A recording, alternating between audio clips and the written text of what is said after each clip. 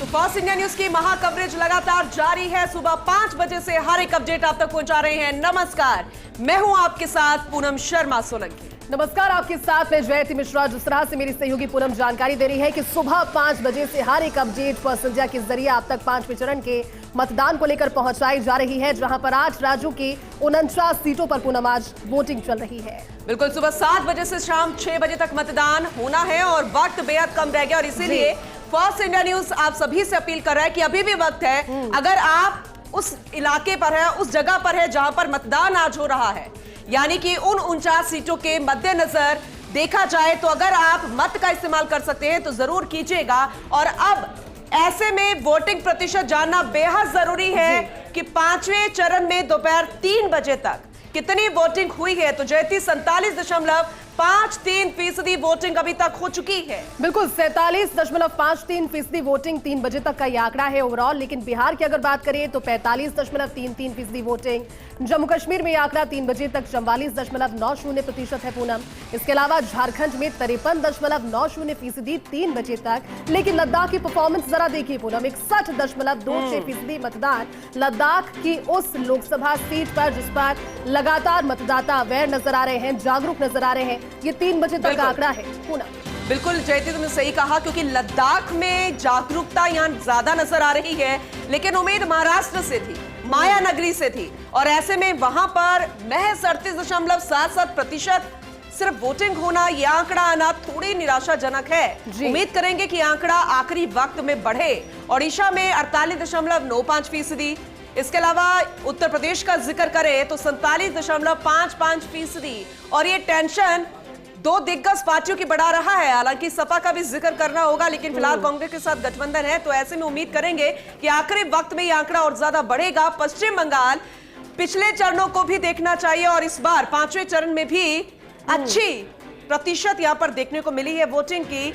और ये बहुत कुछ बयां करता है कि पश्चिम बंगाल में वैसे सब कुछ ठीक नहीं है, लेकिन यहाँ के मतदाता जानते हैं कि उनका एक एक वोट कितना कीमती है। मतदाता कहीं ना कहीं अवेयर भी है, क्योंकि देखिए बार बार ऐसी घटनाओं की जानकारी सामने आती है और हर एक चरण में सामने आती है। कभी कार्यकर्ता आपस में भिड़ जाते हैं, कभी विवाद हो जाता है, विवाद कई ऐसी स्थितियों में पहुंच जाता है जहां मारपीट होती है। लेकिन कम से कम ये तो कहा जा सकता है कि पश्चिम बंगाल के मतदाता इस चीज को लेकर जागरूक है कि यह अवसर 5 साल के बाद आने नहीं वाला। और जिस लोकसभा सीट पर, जिस संसदीय सीट पर वोटिंग का दिन होता है, वहां पर पहुंचते हैं। भले ही वहां गर्मी हो, वहां शादियों का सीजन चल रहा हो, जिस तरह से कहा जाता है, लेकिन दोपहर 3 बजे तक का यह आंकड़ा है और उसके बाद 6 बजे तक हर एक कोशिश इस दिशा में रहेगी। और पुनः हम कहते भी हैं कि आखिर के जो 2 से 3 घंटे होते हैं या फिर लगभग 1 घंटा तो बहुत ही ज्यादा क्रूशियल और महत्वपूर्ण होता है चुनावों में वोटिंग के लिए। और निर्वाचन आयोग की जो नजर है वो इस पर रहेगी कि 5वें चरण का मतदान प्रतिशत कितना बढ़ता है। ऐसे में जम्मू कश्मीर की बारामूला सीट पर भी दोपहर 3 बजे तक 44.90% मतदान हुआ है। लद्दाख सीट पर 61.26% वोटिंग, और ये लगातार हम आपको आंकड़ा बता रहे हैं। ऐसे में उम्मीद करेंगे कि 47.53% मतदान 3 बजे तक का हुआ है। ये आंकड़ा और ज्यादा बढ़ेगा।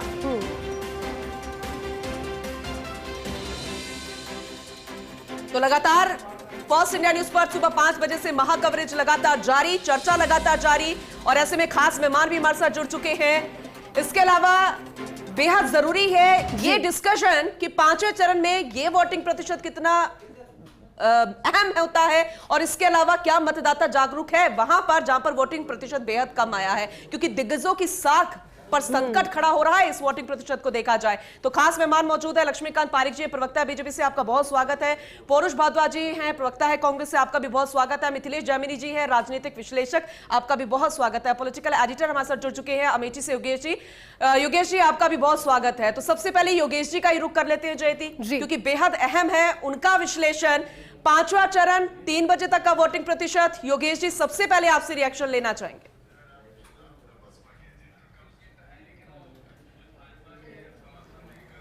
देखिए, ये चुनाव बहुत ही अलग चुनाव है, और ख़ास तौर से रायबरेली, अमेठी, प्रतापगढ़, ये जो बेल्ट है पूरी, जिसको हम अवध भी कहते हैं, इस अवध के अंदर बीजेपी को इस बार बड़ी चुनौती मिली है।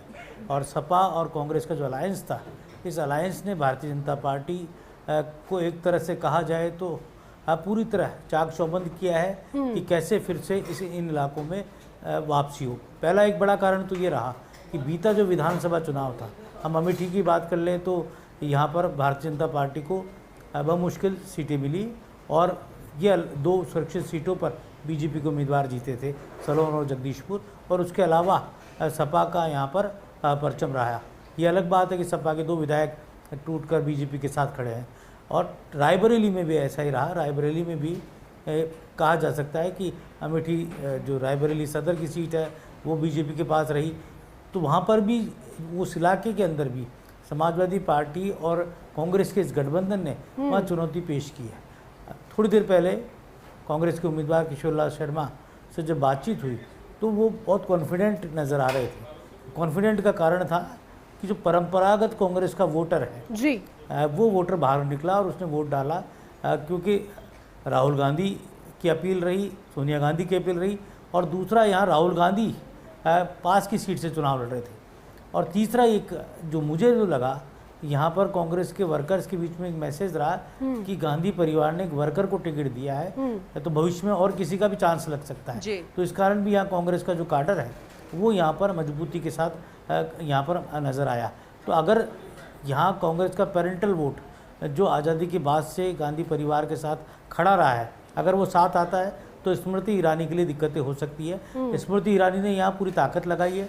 यहाँ पर कई मंत्रियों की साख भी दाव पर है जो इस इलाके से प्रतिनिधित्व करते हैं, जो मंत्री बनते हैं। ऐसा ही कुछ रायबरेली में भी है।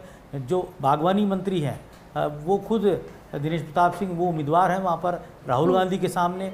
पूरी तरह इस इलेक्शन की तस्वीर देश में एक राजनीतिक मैसेज देने का काम करेगी। अगर राहुल गांधी फिर से इस इलाके से प्रतिनिधित्व करते हैं, रायबरेली की तरफ आते हैं, वहाँ से अगर चुनाव जीतते हैं वो, तो एक एंट्री होगी फिर से यहाँ पर राहुल गांधी की उत्तर प्रदेश की पॉलिटिक्स में। तो अवध का इलाका, ये इलाका अपने आप में यहाँ मोटे तौर पर जो 4 जातियाँ हैं उनके इर्द गिर्द पूरा चुनाव घूमता हुआ नज़र आया है। पहली बड़ी जाति है यहाँ पर ब्राह्मण, फिर दलित वोट बैंक यहाँ पर एक बड़ा वोट बैंक है, और मुस्लिम फैक्टर इन सभी सीटों पर गहराया हुआ है। बड़ी तादाद में मुस्लिम वोट है। अमेठी में तकरीबन 3 लाख से अधिक मुस्लिम वोट की तादाद है, जो अपने आप में बड़ा फैक्टर है। और जिस तरह मुस्लिम इलाकों में वोट पड़े हैं वो भी अपने आप में एक कहा जा सकता है कि बीजेपी के लिए या जो कांग्रेस विरोधी दल के लिए अपने आप में चिंता की बात हो सकती है। लेकिन राम मंदिर का मुद्दा, यूपी में योगी आदित्यनाथ का जो लॉ एंड ऑर्डर और बेहतरीन जो शासन अब तक देखने को मिला है वो यहाँ पर चुनौतीपूर्ण है। और मतदाताओं के मन में अभी भी नरेंद्र मोदी के प्रति, योगी आदित्यनाथ के प्रति जो भावनाएं हैं वो भावनाएं अगर पिछले लोकसभा चुनाव की तरह हिलोरे लेती हुई नज़र आई और वो लहर चलती हुई नज़र आई तो यहाँ पर कहा जा सकता परिणाम दोहराए जा सकते हैं। बहरहाल यहाँ 3 फैक्टर जिनके आधार पर भारतीय जनता पार्टी ने यहाँ का पूरी चुनावी जो महिमा मंडन किया वो 3 फैक्टर थे, मोदी फैक्टर, योगी फैक्टर और दीदी फैक्टर। दीदी मतलब स्मृति ईरानी। तो 3 फैक्टर के साथ बीजेपी यहाँ पर चुनाव लड़ रही थी। दूसरी ओर कांग्रेस पार्टी ने, प्रियंका गांधी ने नारा दिया था सेवा के 100 साल। गांधी परिवार ने जो यहाँ का रुख किया है, इतने सालों से इस इलाके का प्रतिनिधित्व किया है, तो ये बात प्रियंका गांधी ने कही कि सेवा के 100 साल। और उसके बाद जो एक मार्मिक संदेश सोनिया गांधी का आया कि वो क्यों चुनाव नहीं लड़ रही, क्यों वो अपने स्वास्थ्य कारणों से चुनावी समर में नहीं उतरी, क्यों राहुल गांधी को उन्होंने चुनावी समर में उतारा। तो वो जो अपील थी उसकी लोगों में चर्चा थी, क्योंकि ये राजनीतिक इलाका है। यहाँ पर आपको पता ही है पूनम की उत्तर प्रदेश में छोटी छोटी राजनीतिक बात को भी यहाँ का मतदाता चाय की दुकान पर, पान की दुकान पर, चौपाल पर बात करता हुआ नजर आता है। ये वो इलाका है जहाँ पर ईरान में भी क्या हुआ है उसकी भी चर्चा यहाँ की चौपाल में होती है, तो पाकिस्तान में क्या हुआ उसकी बात भी होती है, और देश में क्या कुछ घटित हो रहा है वो उत्तर प्रदेश के हर गांव गली मोहल्ले की चौपालों की चर्चाओं के केंद्र में रहता है। तो ये राजनीतिक तौर पर यहाँ के मतदाता इतने जागरूक है। और एक और बात है जो यहाँ पर सबसे महत्वपूर्ण रहती है कि जो जिसके साथ है वो कहता भी है, बुलंद आवाज़ से कहता है कि हम क्यों किसके साथ है और क्या कारण है, क्यों विरोध रहता है डेवलपमेंट को लेकर। यहाँ पर जो यहाँ के जनप्रतिनिधि हैं उसके सामने भी यहाँ का मतदाता मुखर होकर अपनी बात कहता है। योगेश जी, अभी जैसे कि आप अभी अमेठी में हैं और ये सवाल इसलिए क्योंकि पिछले अगर चुनावों को देखा जाए तो इन 5वें चरण का जिक्र करें, इन 49 सीटों में सिर्फ एक ही सीट थी रायबरेली, वो कांग्रेस ने जीती थी, इकलौती सीट थी। और उस पर भी इस बार सोनिया गांधी नहीं है, उनका बेटा है और बेटे के लिए प्रचार वो करते नजर आई। लेकिन नजर उनकी अमेठी पर भी, अमेठी भी बीजेपी ना जीत ले तो ऐसे में क्या लगता है ये वोटिंग प्रतिशत भी, वहां का माहौल भी, क्योंकि मेरा जो सवाल है वो जनता भी कंफ्यूज है इस बात से, बहुत सारी ऐसी चीजें, क्योंकि जो कंफ्यूजन यहां पर कांग्रेस के अंदर थी कि राहुल गांधी को कहां से चुनाव लड़ा जाए, कांग्रेस प्रवक्ता भी इस बात से इत्तेफाक रखते होंगे। खैर मैं आपसे जवाब लेना चाहूंगी योगेश जी इस पर।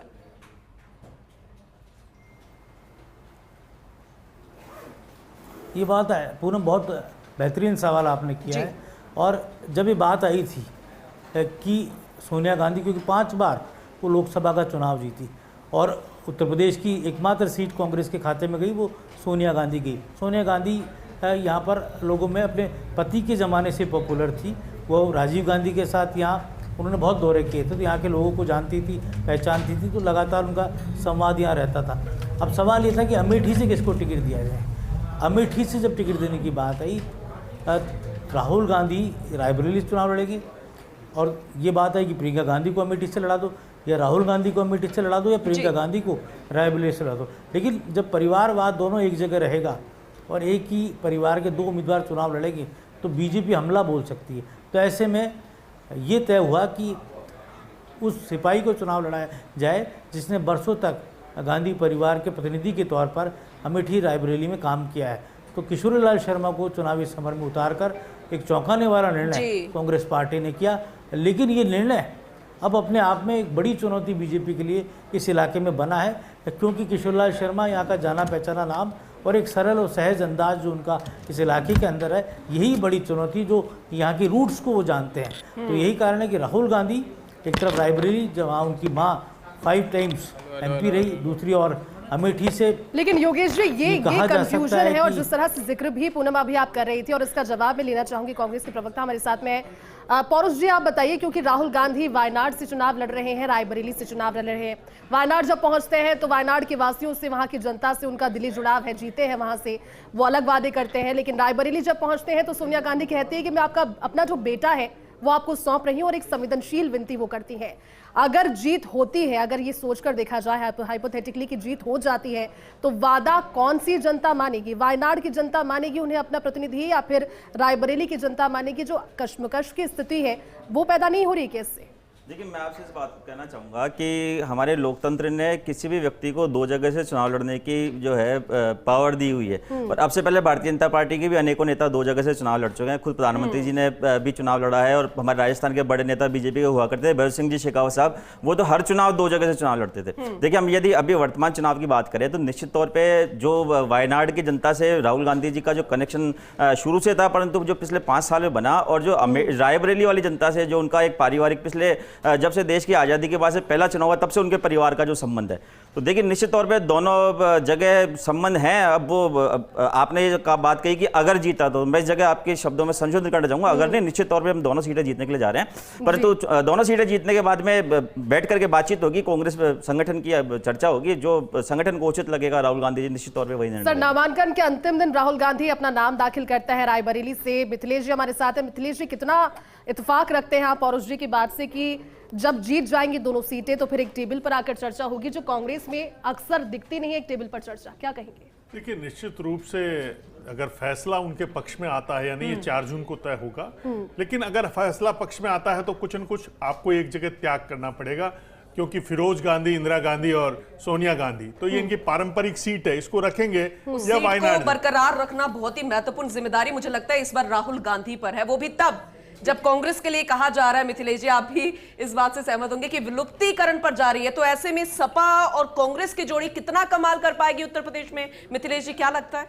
देखिए, कितना कमाल कर पाएगी वो बड़ा टेढ़ा काम है कि कमाल होगा या नहीं होगा, क्योंकि वो अमेठी से चुनाव हार भी चुके हैं। इसलिए ऐसा नहीं है कि बिल्कुल जाते ही कोई वहां मिरेकल हो जाएगा और जनता बदल जाएगी। ये जरूर है कि अमेठी का प्रभार अशोक गहलोत को दिया है, जिस पर आज राजेंद्र राठौड़ ने वार भी किया है कि वो अपने आप को इतना बड़ा नेता मानते हैं, उनको केवल 1 सीट का प्रभार दिया गया है। दूसरी तरफ सचिन पायलट, जिन्हें कोरोना नालायक, नकारा, निकम्मा कहते थे, उन्हें 94 जगह बुलाया गया। तो कहीं न कहीं जो कांग्रेस में अंदरूनी खटपट चल रही है वो रायबरेली और अमेठी की धरती पर भी जिंदा होगी।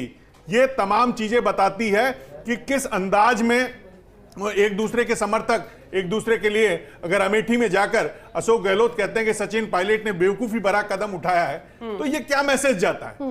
तो ये क्या अशोक गहलोत अपने बेटे को जालोर में जिता नहीं पाए और जिता नहीं पाएंगे जो रिपोर्ट आ रही है तमाम, तो क्या अमेठी में बड़ा खड़ा कर दिया मिथिलेश तो जी क्या आपने, अमेठी में वो अपना जादू दिखा पाएंगे? बिल्कुल, जो राज्यवार चुनावों में कमाल नहीं कर पाए तो वो लोकसभा चुनावों में क्या कमाल कर पाएंगे? ये इनसे पुरुष जी से मैं जवाब लूंगी। लेकिन लक्ष्मीकांत जी, बीजेपी लड़ रही है चुनाव, लेकिन कांग्रेस से ज्यादा डर नहीं रही। वो जो चुनौती फिलहाल कांग्रेस तय कर रही है उससे उसका ज्यादा फर्क नहीं पड़ रहा, क्योंकि मुझे लगता है कि कांग्रेस से ज्यादा क्षेत्रीय ये चुनाव बन गए बीजेपी के लिए, उस पर ज्यादा फोकस। देखिए, भारतीय जनता पार्टी हिंदुस्तान के अंदर लगभग सभी सीटों पर लगभग चुनाव लड़ रही है। मतलब 300 से 350 अधिक सीटों पर चुनाव लड़ रही है। वहीं कांग्रेस 250 से अधिक सीटों पर चुनाव लड़ रही है। जो कांग्रेस एओ हुम द्वारा स्थापित 1885 कांग्रेस थी, जो देश की सबसे बड़ा राजनीतिक दल होने का दावा किया करता था, वह दल आज सिमटकर मात्र एक प्रादेशिक संगठन रह गया है। एक प्रदेश की पार्टी, छोटी बड़ी पार्टियों से संगठन लगातार शायद यूपी में 6 सीटों पर चुनाव लड़ रहे हैं, ऐसी स्थिति कांग्रेस की हो गई है। वही भारतीय जनता पार्टी, जिसका 1980 में उदय हुआ, उदय होकर 2 सीटों से हम चले और आज हम हिंदुस्तान भर में सीटों पर चुनाव लड़ रहे हैं और विश्व की सबसे बड़ी पार्टी की ओर बढ़ रहे हैं। ये भारतीय जनता पार्टी और कांग्रेस का विघटन और भारतीय जनता पार्टी का उदय, ये दोनों आप सबने और हिंदुस्तान जनता ने देखा है। अभी रायबरेली अमेठी की बात कर रहे थे, माननीय योगेंद्र जी वहाँ पर मौजूद थे। जिस प्रकार की बात लगातार चल रही है, मैं कहता हूँ कि रायबरेली तो छोड़िए आप, कांग्रेस के शहजादे राहुल गांधी वायनाड से चुनाव हार रहे हैं।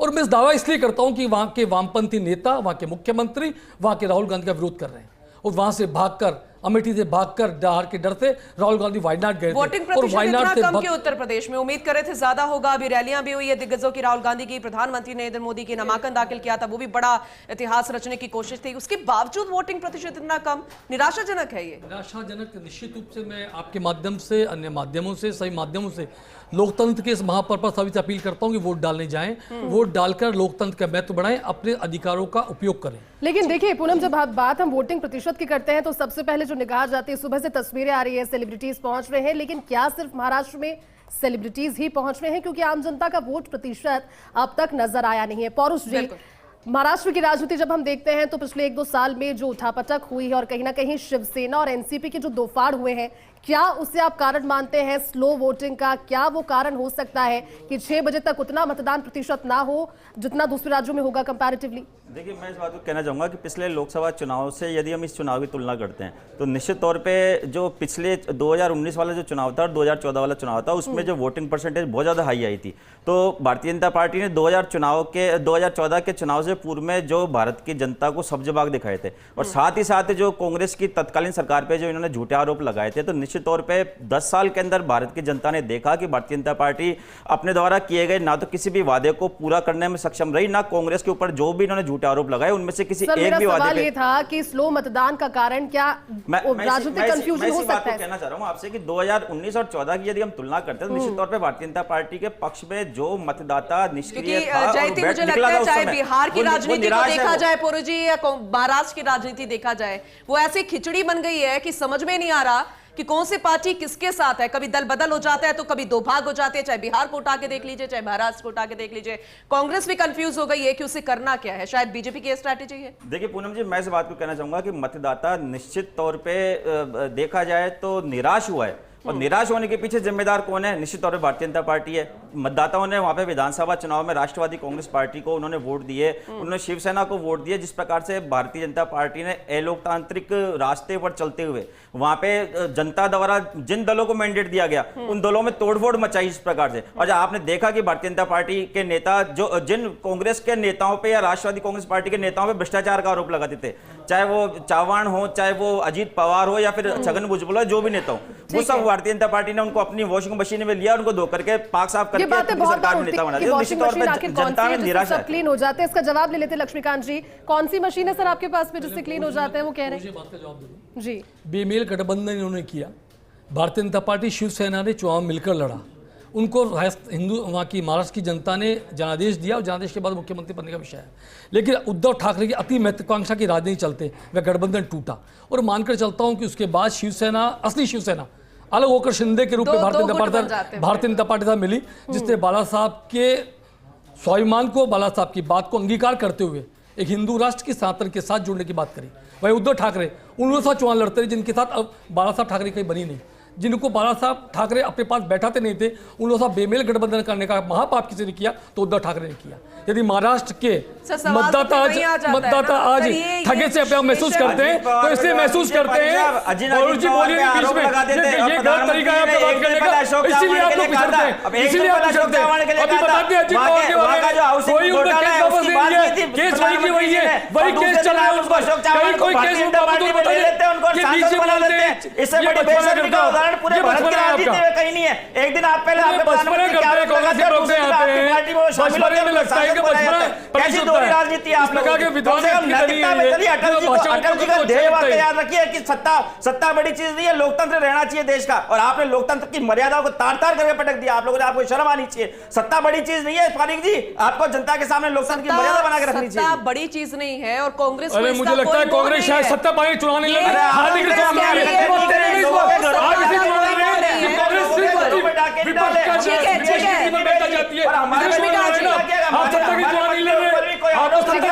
है, सीबीआई की जांच करवाई। आप देखिए ना, आपने जो हमारे ऊपर 2014 की हमारी तत्कालीन सरकार में, अच्छा ये चीज पौरुष जी आपने जो चीज का भी जिक्र किया, पूनम कितने और सीबीआई का जिक्र किया,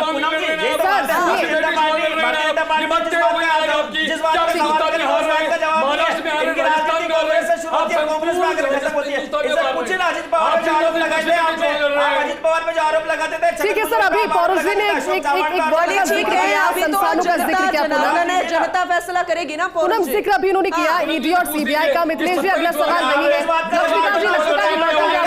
लक्ष्मीकांत जी लौटेंगे आप पर, लेकिन एक महत्वपूर्ण चीज है सर प्लीज सर एक सेकंड। ईडी सीबीआई का जिक्र किया, मिथिलेश जी आप बता दीजिए 2019 का जब हम चुनाव देखते हैं तो ये दो शब्द जो संस्थाएं थी इनकी गूंज नहीं थी, लेकिन इस बार के चुनावों में ईडी और सीबीआई खूब जमकर गूंजे हैं ये शब्द, और अभी जिक्र पौरुष जी ने भी कर दिया। उस बदलाव से जो 5 साल के बाद में बदलाव हुआ और जिन फैक्टर्स की एंट्री हो गई है इस लोकसभा चुनावों में, ये फैक्टर्स क्या पार्टियों के लिए काम करेंगे? देखिए, ईडी और सीबीआई संवैधानिक संस्था है और ये संविधान से चलती है, और कभी कांग्रेस के राज में कहा जाता था कि सीबीआई कांग्रेस का तोता है, तो ये तो जो राज करता है उस पर आरोप लगाना, उसमें आरोप लगता है। लेकिन ईमानदारी की बात यह है कि आज जो देश में जो सबसे इंपॉर्टेंट चीज है कि कैसे करप्शन को कंट्रोल किया जाए, जो आज राजनाथ सिंह ने एक बयान दिया, वो बहुत महत्वपूर्ण बयान दिया कि जब कांग्रेस हार गई चुनाव तो आपातकाल लगा दिया और मैं अपनी मां के अंतिम संस्कार में भाग नहीं ले सका। तो ये जैसी स्थितियां जब राज में आते हो तो आप लोग ऐसा ही करते हैं। और सबसे इंपॉर्टेंट चीज है कि अगर ईडी नहीं आती तो हर घर नल योजना में जो घोटाला हुआ राजस्थान में वो कैसे खुलता? अगर पेपर लीक में जो 26 लाख रीट की चीट, जो राजस्थान के युवाओं के सपने बर्बाद हुए, अगर आपने ऐसे काम नहीं किए होते तो सरकार फिर आपकी आ ही रही थी ना।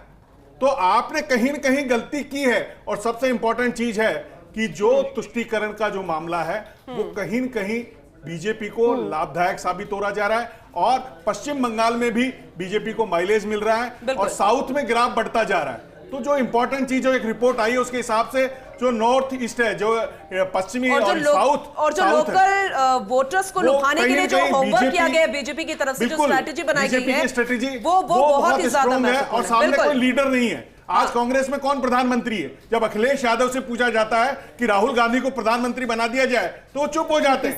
तो साबित दिक्कत यह है कि दूल्हा किस है जिसके वरमाला डाले जनता। तो जयती, और ऐसे में सर सवाल भी खड़ा होता है, अभी ब्रेक पर जाएंगे, ब्रेक के बाद जब लौटेंगे तो ये सवाल बेहद महत्वपूर्ण होगा। ये जोड़ी पहले भी बनी थी उत्तर प्रदेश में, अखिलेश की, राहुल गांधी की, लेकिन कोई कमाल नहीं हो पाया। इस बार क्या कमाल होगा ये जानना बेहद जरूरी है। 5वें चरण में शाम 5 बजे तक 56.68% वोटिंग हुई है। बिल्कुल 56.68% वोटिंग हो गई है। और आपको बता देते हैं कि राज्यवार क्या वोटिंग प्रतिशत रहा। 5 बजे तक का ये वोटिंग आंकड़ा है। तो 5वें चरण में शाम 5 बजे तक 56 से ज्यादा फीसदी वोटिंग हो गई है। बिहार में 52, जम्मू कश्मीर में 54.21%, झारखंड में 61.90% और लद्दाख में 67.15% वोटिंग 5 बजे तक हो गई है।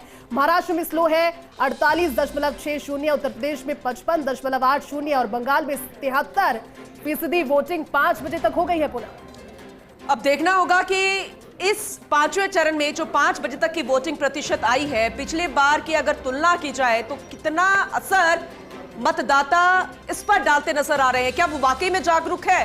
क्योंकि जिन राज्यों से उम्मीद की जा रही थी कि वहां वोटिंग प्रतिशत बढ़ेगा, लेकिन वहां पर निराशाजनक परफॉर्मेंस रही। और बाकी अगर दूसरे जगहों पर देखा जाए, चाहे हम लद्दाख का जिक्र करें, जम्मू कश्मीर का जिक्र करें या पश्चिम बंगाल का जिक्र करें, इतना बवाल, उसके बावजूद भी मतदाता वहां पर जागरूक। सीखना चाहिए दूसरे राज्यों को भी। और इसके अलावा हमारे साथ लगातार खास मेहमान भी लगातार बने हुए हैं, उनसे चर्चा जारी है। बिल्कुल, सियासी चर्चा जारी है। और मिथिलेश जी आप हमारे साथ में। मिथिलेश जी बताइए, 2019 से अगर इस चुनाव को कंपेयर किया जाता है और इन 49 सीटों की बात जब की जाती है तो बीजेपी ने 40 सीटों पर पिछली बार चुनाव लड़ा था, तो वहीं कांग्रेस पार्टी उस समय 36 सीटों पर चुनाव लड़ रही थी। लेकिन इस बार जब देखा जाए तो बीजेपी तो 40 सीटों पर चुनाव इस बार लड़ रही है, लेकिन कांग्रेस ने लगभग आधे कर दी है अपनी सीटें, 19 सीटों पर सिर्फ चुनाव लड़ रही है। लेकिन वो कह रही है कि जिस गठबंधन के साथ इस बार उतरी है इंडी गठबंधन, वो इस बार कमाल करेगा और केंद्र की सत्ता में परिवर्तन होगा। देखिए, जो गठबंधन की बात कर रही है कांग्रेस जी, ममता दीदी ने पहले ही कह दिया कि अगर इंडिया गठबंधन की सरकार बनती है तो हम बाहर से समर्थन करेंगे। तो ये गठबंधन कैसा है?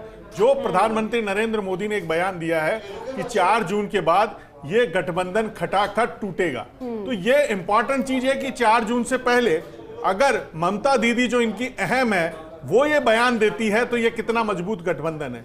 और यूपी में जिस अखिलेश के साथ, यादव के साथ समझौता किया है, वो राहुल गांधी के लिए हमेशा अशुभ ही साबित हुए हैं। तो वो क्या शुभ साबित होंगे, ये इंपॉर्टेंट चीज है। और सबसे अहम बात है कि क्या प्रधानमंत्री नरेंद्र मोदी से लोग विरोध में नहीं आए। जो सबसे अहम बात है कि जो एक उम्मीद थी कांग्रेस को कि शायद हमारा बेरोजगारी का मुद्दा, शायद हमारा जातिगत जनगणना का मुद्दा, शायद हमारे जो हर महीने महिलाओं के खाते में 8,800 रुपए डालने का वादा देश में क्रांति ले आएगा और प्रधानमंत्री को विरोध का स्वर देखना पड़ेगा, वो नहीं देखने को मिला। इससे साफ जाहिर है कि कहीं न कहीं जो तमाम चीजें आ रही है निकल के कि कांग्रेस को जीतने के लिए जो मुस्लिम वोट बैंक है उसके साथ साथ वो हिंदू वोट, चाहे वो अंबेडकरवादी हो, चाहे कम्युनिस्ट वाले हो, चाहे लोहियावादी हो, समाजवादी हो, उनको जोड़ने के बाद ही कांग्रेस का कोई ग्राफ बन सकता है। उससे पहले कांग्रेस के कोई चांस नहीं बनते। बिल्कुल सही कहा मिथिलेश जी, क्योंकि जनता इतनी कंफ्यूज हो चुकी है कांग्रेस को लेकर, क्योंकि वो खुद ही अपने स्टैंड पर कंफ्यूज है। अब देखिए ना, अगर दिल्ली की बात आती है तो फिर आपसे कहते हैं कि आ गले लग जा, पंजाब का जिक्र आता है तो पंजाब की आप पार्टी के लिए कहते हैं कि गले तक भ्रष्टाचार से डूबी हुई है। तो ऐसे में ये अगर देखा जाए तो ये कौन सी सियासत है, कौन सी राजनीति की मोहब्बत है, इकरार भी है, इनकार भी, मतलब ये कैसे कंफ्यूज कर रही है कांग्रेस जनता को। कांग्रेस में सबसे इंपॉर्टेंट चीज है जो कांग्रेस सिद्धांतों पर चलती थी, जिस कांग्रेस में तमाम नेताओं के जुड़ाव हुआ करता था, कहीं न कहीं जो व्यक्तिवादी कांग्रेस हुई उसका खामियाजा भुगतना पड़ा। एक व्यक्ति के ऊपर आप पावर छोड़ दी और आपने देखा किस तरीके से हेमंत बिश्वा, ज्योतिरादित्य सिंधिया, तमाम लोग इनसे छिटकते हुए चले गए। और राजस्थान में कितने लोग राजस्थान में अभी गए जब भजनलाल जी की सरकार बनी, उसके बाद इनके कैबिनेट मंत्री रहे, लालचंद कटारिया चले गए, राजेंद्र यादव चले गए, एक लंबी फौज है, आलोक बेनीवाल चले गए जो कमला बेनीवाल जी के बेटे हैं। जब जिक्र हो रहा है ये इंपॉर्टेंट चीज है। आपका सवाल इसमें, क्योंकि इसी को जोड़कर मेरा अगला सवाल होगा, जब गठबंधन का जिक्र होता है तो बड़े बड़े चेहरे एक जाजम पर जुटे, मंच पर पहुंचे, नीतीश कुमार भी एक नाम थे। लेकिन बिहार में जब नाम अनाउंस होता है उससे पहले नीतीश कुमार ने एनडीए के साथ में जब अपना गठबंधन किया और उसके बाद में एनडीए के साथ अब चुनाव लड़ रहे हैं, जबकि लेफ्ट और आरजेडी कांग्रेस के साथ। तो इंडी गठबंधन का जो जुड़ाव था वो क्या क्षण भर रहा था? नीतीश कुमार कितना जल्दी खपा? देखिए, कहीं कहीं लीडरशिप की कमजोरी रही। कांग्रेस में ऐसा कोई लीडर नहीं था जो सबको साध सके, जो सबको साथ लेकर चल सके। अगर नीतीश कुमार छोड़कर चले गए उसका रीजन उनको ढूंढना चाहिए था, लेकिन वो तेजस्वी यादव के पीछे चल रहे थे। तो कांग्रेस हर राज्य में किसी के पीछे है। आप लीडरशिप में नहीं रहे, कांग्रेस वो कांग्रेस नहीं रही। सर आपने लगातार 3 सवालों के जवाब दे दिए। मुझे लगता है पौरुष जी को अब जवाब तैयार उन्होंने शायद कर लिए होंगे। लगातार आप जवाब दीजिएगा पौरुष जी। अब देखिए, मैं इस बात को मिथिलेश जी भाई साहब की इस बात को कहना चाहूंगा कि इन्होंने पहली बात तो ये कहा कि भाई कांग्रेस के पास कोई मुद्दा नहीं है और कांग्रेस जनता के सामने क्या लेकर के जाएगी। कंफ्यूज भी है। कंफ्यूज भी है, तो मैं इस बात का जवाब देना चाहूंगा। देखिए, मैं इस बात को कहना चाहूंगा कि 2014 में भारतीय जनता पार्टी के जो भी मुद्दे रहे और भारतीय जनता पार्टी लगातार 10 साल सरकार चलाई। एक लोकतंत्र का पैटर्न ये होता है, आमतौर पर सभी देशों में जो काम करता है ये पैटर्न, कि जो सरकारें होती है वो जनता के सामने चुनाव में अपनी उपलब्धि लेके जाती है, विपक्ष जो होता है उसको क्रिटिसाइज करने का काम करता है। यहाँ पर हम पहली बार भारत में ऐसा देखने में आ रहा है कि प्रधानमंत्री जी 10 साल तक की अपनी सरकार मैं की। आपको रोकना चाहूंगी। मुझे आप एक बात बताइए, आप बीजेपी के इतने पीछे पड़े हैं कि आप असली जो मुद्दे हैं ना वो आपको दिख नहीं रहा।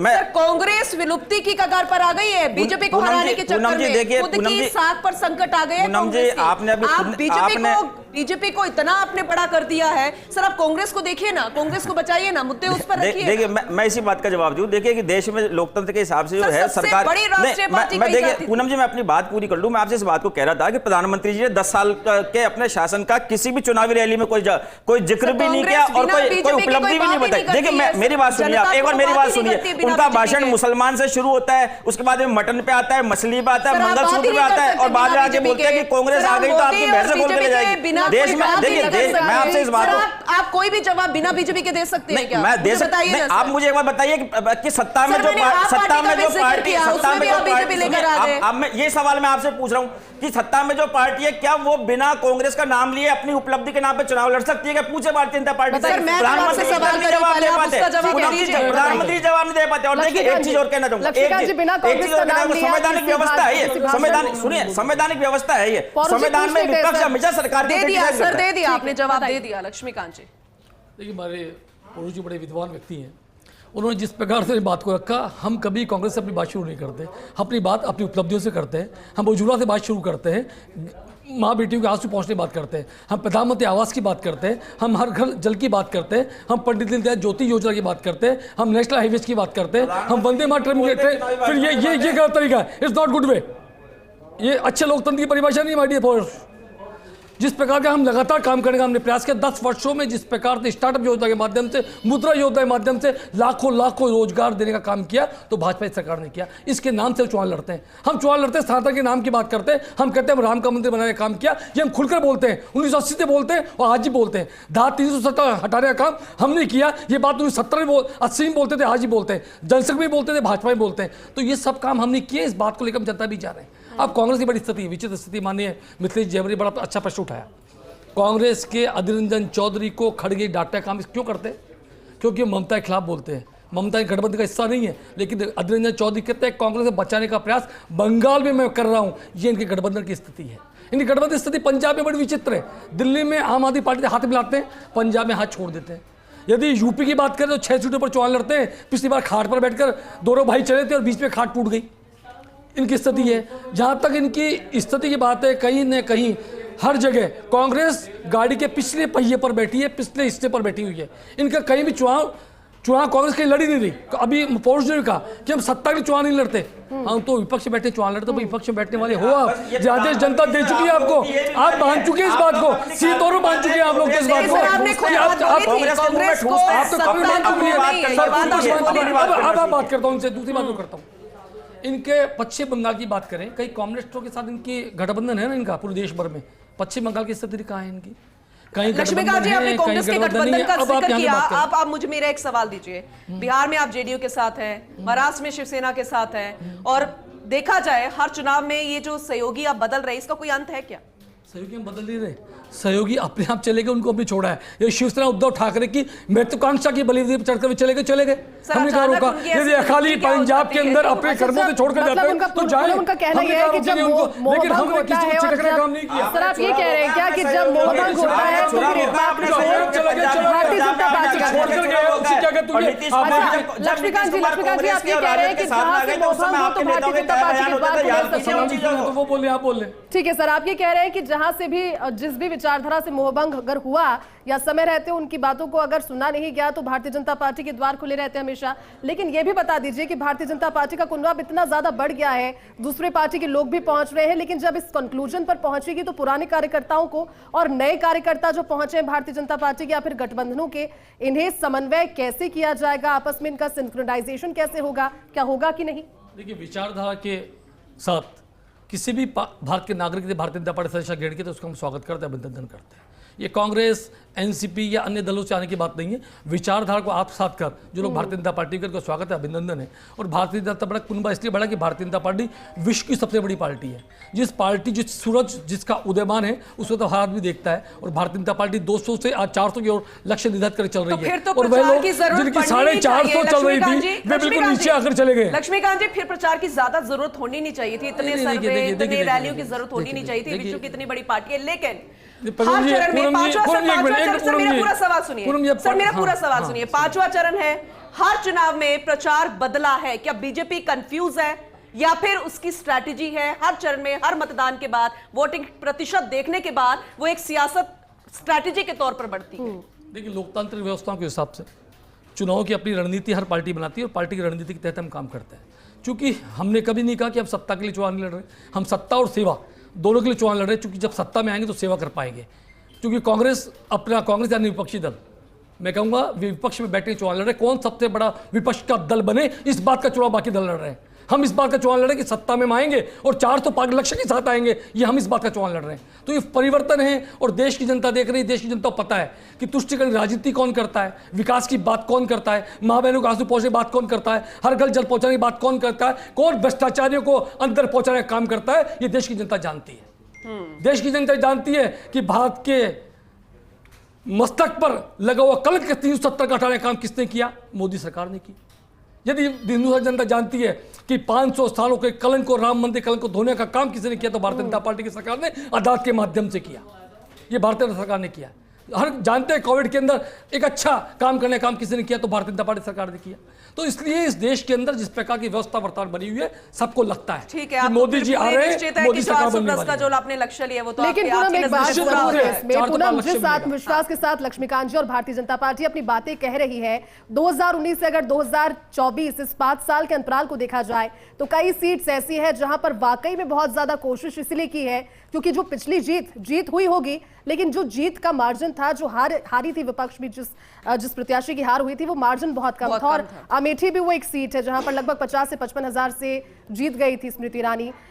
मिथिलेश जी, अगला सवाल वही रहेगा कि ऐसी जो सीट्स है यूपी की, खासतौर पर जब सीट्स की बात करते हैं, वो सीट जिस पर जीत का अंतर या फिर हाथ का अंतर आप कह लीजिए बहुत कम रहा, अंतराल बहुत कम रहा। एक सवाल और ऐड ऑन मैं कर रही हूँ, जो मेरा सवाल पहले भी था, क्या इस बार सपा और कांग्रेस की जोड़ी, या सीधा मैं बोल देती हूँ अखिलेश और राहुल गांधी की जोड़ी कोई कमाल कर पाएगी? पहले तो कुछ ऐसा नजर नहीं आया था, इस बार क्या लगता है? देखिए, जो सबसे अहम बात है कि बीजेपी में जो प्लानिंग है वो बहुत स्ट्रॉन्ग वे में हुई है। अब पहले चरण के बाद जब कम चुनाव वोटिंग परसेंटेज आई और रिपोर्ट्स आई तो पूरी बीजेपी अलर्ट मोड पे चली गई, लेकिन कांग्रेस अलर्ट मोड पे नहीं जाती। ये एक डिफरेंस है कि आपको जैसा आपके सामने चैलेंज आते हैं उसके अनुरूप आप स्ट्रेटेजी क्रिएट नहीं कर पाते और बीजेपी क्रिएट करती है। जब उन्हें लगा कि पहले चरण और दूसरे चरण में गड़बड़ हुई है तो पूरे अलर्ट हो गए और पूरे चुनाव को उन्होंने 2 बातों में, जो उनका कोर सब सिलेबस है, कोर सब्जेक्ट है, उस पर लेके आ गए और कहीं न कहीं जो मुस्लिम आरक्षण की बात को आंध्रा से जोड़कर प्रधानमंत्री ने एक नया मुद्दा खड़ा कर दिया और मंगलसूत्र तक ले गए। तो ये जो चीज है, ये कहीं न कहीं पहले 2 चरणों में निश्चित रूप से बीजेपी को डरावनी तस्वीर पेश हुई और हमने देखा कि उसके बाद अमित शाह ने सीधा कार्यकर्ताओं से संवाद शुरू किया क्योंकि उन्हें लगा कि कार्यकर्ता एक्टिव नहीं है। लेकिन कांग्रेस उतनी मोड में नहीं आई, अलर्ट मोड में नहीं आई। ये मार्जिन क्या रहेगा, जो जयती का सवाल था? देखिए, जो रायबरेली और जो कम मार्जिन से जीती उन पर निश्चित रूप से कांग्रेस को लिए जो अशोक गहलोत कहते हैं कि कांग्रेस के लिए शुभ कहे जाते हैं। जब वो पंजाब के प्रभारी होते हैं, कैप्टन अमरिंदर जीत जाते हैं, जब वो गुजरात में जाते हैं तो गुजरात में कांग्रेस की सीटें बढ़ जाती है और अहमद भाई जो दुनिया छोड़कर चले गए उनको राज्यसभा में जिता देते हैं तो क्या अमेठी में जिता पाएंगे, ये एक उनके लिए चुनौती है। जोड़ी इन दोनों की, राहुल गांधी और अखिलेश की, और अखिलेश की जोड़ी ज्यादा कमाल कर पाएगी, मुझे उम्मीद कम है, क्योंकि सपा के कई विधायक छोड़कर चले गए। खुद अखिलेश ये बयान दे रहे हैं कि हमारे विधायक छोड़ के गए, उनके पास नई नई गाड़ियां आ गई। ये जो उनका फ्रैक्चर, ऐसे में बसपा का जिक्र करना बहुत जरूरी है। बसपा के बारे में भी जरा बताइएगा, क्योंकि उसका क्या लग रहा है आपको? क्या वो भी कुछ जीतती हुई नजर आ रही है, और खासकर उन सीटों पर जहां पर सपा और कांग्रेस की थोड़ी बहुत गुंजाइश है, क्या वहां पर जीतेगी या फिर इनका खेल भी बिगाड़ेगी? देखिए, बसपा ने सबसे इंपॉर्टेंट काम किया है यूपी में कि जो माइनॉरिटी के साथ जो एससी का वोट जुड़ रहा था उसको फ्रैक्शन करने का काम बसपा ने किया है। अब बसपा फ्रैक्शन करती है तो सीधा सीधा बेनिफिट बीजेपी को होता है। जब मायावती ने सरकार बनाई थी तो उन्होंने यूपी के सबसे बड़े जातिगत वोट को संभाला था और पंडितों को, और वो ब्राह्मण वाला कॉम्बिनेशन सतीश मिश्र और उसको संभालकर सरकार बनाई थी। तो कहीं न कहीं जब मायावती का वो दौर था वो दौर चला गया, लेकिन मायावती के साथ हार्ड कोर वोटर अभी भी जुड़ा हुआ है। और जिस तरीके से जयंत चौधरी को साध लिया यूपी में, तो वो जो जाट कम्युनिटी जिस किसान आंदोलन के दम पर कांग्रेस खड़ा करना चाहती थी मूवमेंट को, उसकी हवा वहीं निकल गई कि जयंत चौधरी इनको छोड़कर चले गए। तो कहीं न कहीं जो बीजेपी की जो इंटरनल जो पॉलिसी है वो बहुत स्ट्रांग है। आप देखिए राजस्थान में जिस तरीके से राजस्थान के सीएम 42 जगह मीटिंग करके आ गए, और पूर्व मुख्यमंत्री अशोक गहलोत को लोग बुला नहीं रहे, वो तो 3 बार के सीएम थे। उनसे ज्यादा सचिन पायलट को बुला रहे हैं जो उनको निकाल दिया। तो कांग्रेस में कहीं न कहीं ये प्रॉब्लम है कि लीडरशिप किसको बुलाएं किसको नहीं बुलाएं, कंफ्यूजन ये है। राहुल गांधी को राजस्थान में 1 बार बुलाया, आप देखिए राजस्थान में केवल 1 बार राहुल गांधी आए। बिल्कुल ये मुद्दा उठा था। ये बताता है कि कहीं न कहीं आपके पास लीडरशिप की, और सबसे इंपॉर्टेंट चीज है सर, गुजरात में भी इस बार अगर बड़े नामों को अगर देखा जाए तो प्रियंका गांधी के अलावा भी कोई बड़ा चेहरा ज्यादा नजर नहीं आया था। क्वेश्चन तो है। देखिए गुजरात में जब जिसके साथ ये गलबैया कर रहे हैं केजरीवाल के साथ, वो पिछले विधानसभा चुनाव में 6 सीटें जीत के चला गया। तो ये कहीं न कहीं कांग्रेस अपने आप में ही, अब आपने सीकर से अमराराम को लड़ा दिया, सीपीआईएम खड़ी हो जाएगी। ये तो खुद ही अमरबेल फैलाते हैं। कांग्रेस को किसी की जरूरत नहीं है। डूंगरपुर में जो जिस तरीके से बिना मांगे समर्थन दे रहे हैं, क्या जरूरत थी आपको राजकुमार रोत को समर्थन देने की, खुद के कैंडिडेट को रिटायर्ड करने की? ऐसे ही आरएलपी के उम्मीदवार राम को ले जाके कांग्रेस में शामिल कर रहे हैं, हनुमान बेनीवाल को समर्थन कर रहे हैं। तो ये जो इनका खेल है ना, कांग्रेस का जब भी नाम आता है ना तो बहुत सारे क्वेश्चन अपने आप आ जाते हैं। लीडरशिप की कमी, कंफ्यूजन, स्ट्रैटेजी नहीं, हर बात में बीजेपी का नाम, बहुत सारी ऐसी बातें हैं। तो मुझे लगता है शायद जवाब ऊर्जी से लेना बेहद जरूरी है। लेकिन जयती एक छोटा सा ब्रेक ले लेते हैं। बिल्कुल, सियासी चर्चा जारी रहेगी क्योंकि अब सिर्फ 10 मिनट का समय लगभग बचा है। 6 बजने के बाद में वोटिंग बंद हो जाएगी और 5वां चरण पूर्ण समाप्त हो जाएगा। आधे से भी बहुत ज्यादा 500 माफ कीजिएगा, जिस तरह से आने वाले दिनों में जब चुनावों के 5वें चरण की हम बात कर रहे हैं तो 5वें चरण की समाप्ति के बाद ये कहा जा सकता है कि सिर्फ 2 चरण बचेंगे और लोकसभा चुनावों का अंतराल जो है वो बहुत कम हो जाएगा, गैप बहुत कम हो जाएगा। सियासी चर्चा जारी रहेगी।